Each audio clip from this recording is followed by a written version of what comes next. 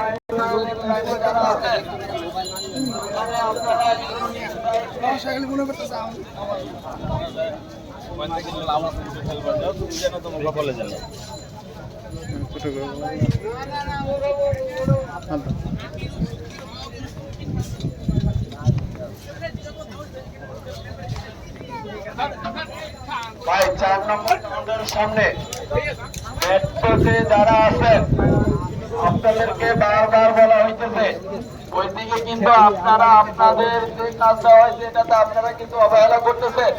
ওইদিকে কিন্তু প্রচুর গরু বিক্রি হইতেছে। আমার কাছে নিউজ আসতেছে ওইখানে কোনো লোক নাই। আসিল ছাড়া গরু বের হওয়া যায় কেন? আসিল ছাড়া একটা গরু এখানে বের না হয়।